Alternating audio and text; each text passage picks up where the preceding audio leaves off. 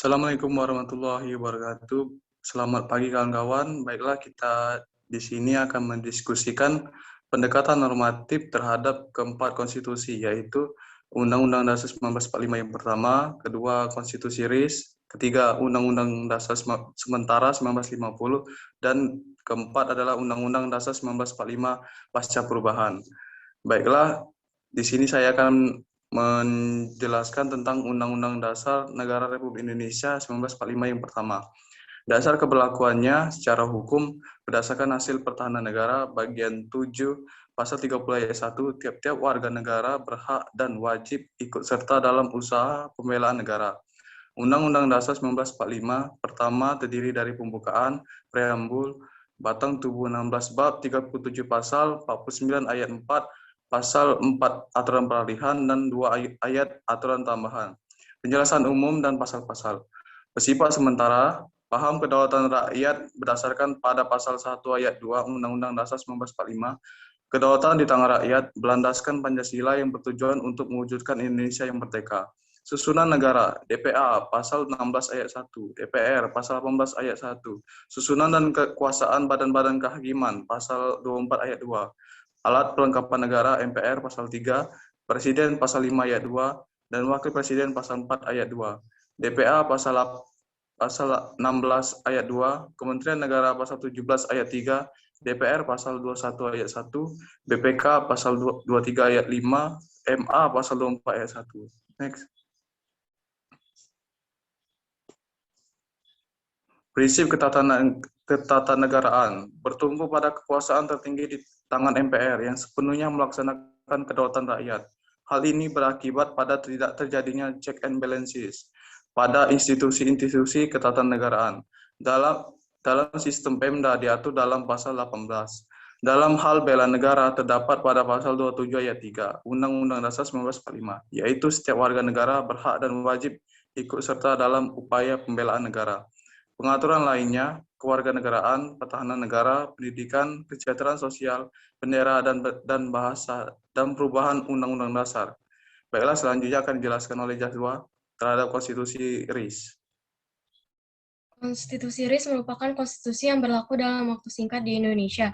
Konstitusi RIS adalah buah dari konferensi meja bundar, berstatus sementara pada pasal 186, dan berlandaskan Pancasila yang bertujuan untuk mewujudkan kebahagiaan, kesejahteraan, perdamaian, dan kemerdekaan dalam masyarakat dan negara-negara hukum Indonesia merdeka yang berdaulat sempurna. Berikut deskripsi dari Konstitusi RIS, yaitu terdapat mukadimah dan isi dari 6 bab dan 197 pasal, dan piagam persetujuan. Paham kedaulatan pada rakyat dan bentuk negara adalah federasi, yaitu pasal 1 ayat 1 yang berisi Republik Indonesia Serikat yang merdeka dan berdaulat ialah suatu negara hukum yang demokrasi dan berbentuk federasi, dan dipertegas dalam pasal 34, kemauan rakyat adalah dasar kekuasaan penguasa. Lalu serta mengatur kewarganegaraan pasal 5 dan pasal 6, agama pasal 18 dan pasal 41 ayat 1, pertahanan negara pasal 179 dan pasal 180 ayat 1, pendidikan pasal 29 ayat 1 dan 2, kesejahteraan sosial pasal 35, pasal 36 ayat 1 dan 2, dan pasal 37. Bendera merah putih pasal 3 ayat 1, bahasa resmi negara RIS adalah bahasa Indonesia, hak dan kebebasan dasar manusia terdapat pada pasal 7 dan pasal 33, serta terakhir ketentuan peralihan yaitu pada pasal 193 dan 195. Next. Lalu sistem pemerintahannya adalah sistem parlementer. Next. Panas. Bentar ya. Sistem pemerintahan adalah sistem parlementer kabinet semu atau kuasi parlementer atau campuran presidensil dan parlementer. Hal ini ditandai yang pertama, pasal 68 ayat 1 menunjukkan adanya ciri pemerintahan presidensil di mana presiden ialah kepala negara juga sekaligus kepala pemerintah. Pasal 69 ayat 2 menunjukkan adanya ciri presidensil di mana presiden dipilih oleh orang dikuasakan pada pemerintah daerah bagian. Yang ketiga, pengangkatan Perdana Menteri dilakukan oleh presiden, bukan oleh parlemen sebagaimana lazimnya yaitu pada pasal 74 ayat 2. Yang keempat, kekuasaan Perdana Menteri masih dicampur tangani oleh presiden. Hal itu dapat dilihat pada ketentuan bahwa presiden dan menteri-menteri bersama merupakan pemerintah. Seharusnya presiden hanya sebagai kepala negara, sedangkan kepala pemerintahannya dipegang oleh Perdana Menteri, yaitu pada pasal 68 ayat 1. Yang kelima, kabinet dibentuk oleh presiden bukan parlemen, pasal 74.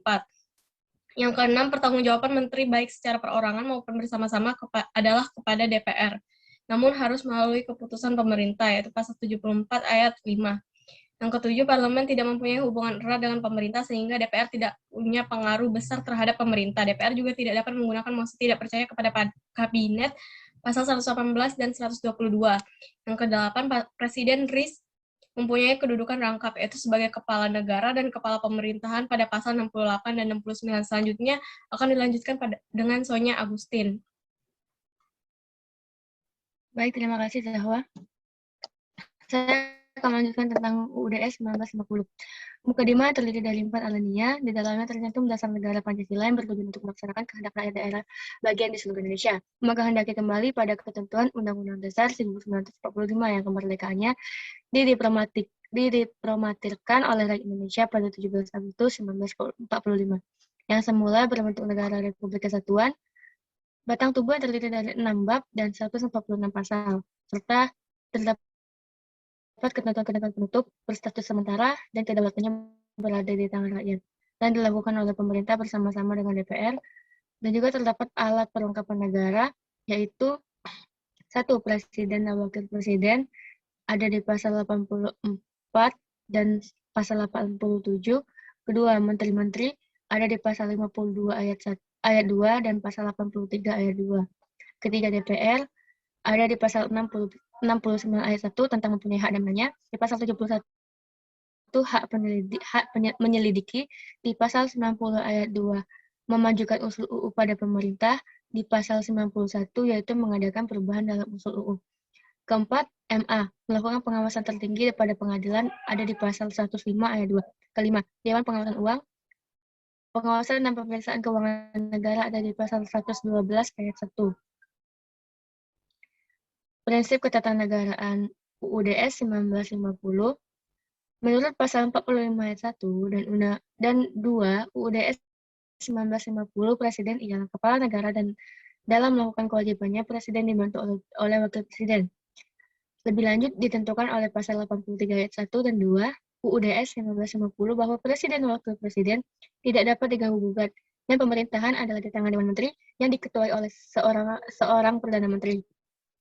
Menteri bertanggung jawab untuk seluruh kebijaksanaan pemerintah, baik secara bersama-sama untuk seluruhnya maupun masing-masing untuk bagiannya sendiri-sendiri kepada DPR. Dengan demikian, UUDS 1950 menggunakan sistem pemerintahan parlementer. Selanjutnya akan dilanjutkan oleh Galang Trianugrah. Terima kasih kepada Saudari Sonya. Baiklah, saya akan melanjutkan presentasi UUD NRI 1945 pasca perubahan. Mengalami 4 kali amandemen serta mengalami perubahan dan penyempurnaan pasal di dalamnya, seperti dalam pasal 7 yang membatasi masa jabatan Presiden dan Wakil Presiden maksimal 2 kali masa jabatan. Penggantian ketentuan lama ditemukan dalam penghapusan penjelasan. Penambahan ketentuan yang sudah ada terlihat pada bab mengenai HAM. Perubahan 5 bab dan 26 pasal. Amandemen 1, 14 sampai 21 Oktober 1999. Menyempurnakan pasal 5, pasal 7, pasal 9, pasal 13, pasal 14, pasal 15, pasal 17, pasal 20, dan pasal 21. Terdapat 2 perubahan fundamental yang dilakukan, yaitu pergeseran kekuasaan dengan membentuk undang-undang dari Presiden ke DPR, pembatasan masa jabatan Presiden selama 5 tahun dan sesudahnya dapat dipilih kembali dalam jabatan yang sama, yaitu untuk 1 kali masa jabatan. Amandemen kedua, 8 Agustus 2000, terdapat 8 perubahan, yaitu otonomi daerah atau desentralisasi, pengakuan serta penghormatan terhadap kesatuan pemerintahan daerah yang bersifat khusus atau istimewa, dan terhadap kesatuan masyarakat hukum adat beserta hak tradisionalnya. Penegasan fungsi hak DPR, dan kemudian amandemen dan penegasan NKRI sebagai sebuah negara kepulauan yang berciri Nusantara dengan wilayah yang batas-batas dan haknya ditetapkan dengan undang-undang. Perluasan jaminan konstitusional dan hak asasi manusia, sistem pertahanan negara dan keamanan negara, pemisahan struktur dan fungsi TNI serta Polri, pengaturan bendera, bahasa, lambang negara, dan lagu kebangsaan. Beberapa perubahannya antara lain pasal 18 wilayah dan Pemda, pasal 19 ayat 1 keanggotaan DPR, pasal 26 ayat 2 penduduk, pasal 30 ayat 2 usaha pertahanan dan keamanan negara, bab 10A pasal 28A sampai J mengenai HAM, bab 15 pasal 36 dan 36A dan 36B lambang negara dan lambang kebangsaan. Lalu amandemen 3. Amandemen 3 9 Oktober 2001. Perubahan pada bab 3 dan pasal 2 dan 23 pasal yang inti perubahan tentang bentuk dan kedaulatan negara, kewenangan MPR, kepresidenan, keuangan negara, kekuasaan kehakiman, dan dilanjutkan dengan pengubahan serta penambahan pasal 1 ayat 3, Indonesia merupakan negara berdasarkan hukum, pasal 7B ayat 6-7, dan pasal 3 ayat 1, 3, dan 4, perubahan struktur dan kewenangan MPR. Pasal 22E tentang pemilu, pasal 24B pembentukan komisi yudisial, pasal 24C pembentukan Mahkamah Konstitusi. Baiklah, selanjutnya tentang UUD NRI 1945 pasca perubahan akan dilanjutkan oleh Saudari Nadila. Pada Nadila saya persilahkan. Ya, baiklah. Undang-Undang Negara Republik Indonesia tahun 1945 pasca perubahan, yaitu amandemen keempat 11 Agustus 2002. Terdapat perubahan 13 pasal, 3 aturan peralihan, dan 2 aturan tambahan. Inti perubahannya ialah anggota MPR, penggantian presiden, pernyataan perang, perdamaian dan perjanjian, mata uang, bank sentral, pendidikan dan kebudayaan, perekonomian nasional dan kesejahteraan nasional. Perubahan undang-undang diatur dalam pasal 2 ayat 1, anggota MPR, pasal 8 ayat 3, penggantian presiden, pasal 11 ayat 1, pernyataan perang, perdamaian dan perjanjian, pasal 23B, mata uang, pasal 23D, bank sentral, pasal 31 dan 32, pendidikan dan kebudayaan, pasal 33 dan 34, perekonomian dan kesejahteraan sosial. Perubahan pasal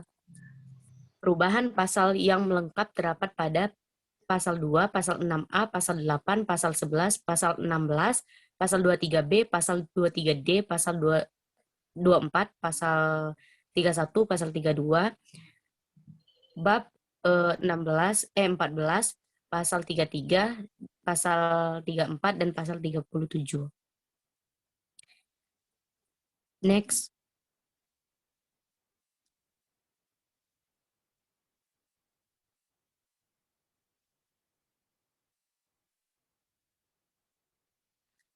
Yang berikutnya yaitu kesimpulan. Dalam Undang-Undang Negara Republik Indonesia 1945, pertama, sebelum diamandemen Undang-Undang Negara Republik Indonesia tahun 1945, yang pertama ini ialah undang-undang yang dibuat untuk pertama kali setelah kemerdekaan Negara Republik Indonesia, yang dibagi dalam pembukaan, batang tubuh, yaitu 16 bab, 37 pasal, 49 ayat, 4 pasal aturan peralihan, dan 2 ayat aturan tambahan, penjelasan umum, dan pasal-pasal serta ketentuan-ketentuan yang masih belum dimaksimalkan dalam disempurnakan di setiap pasalnya.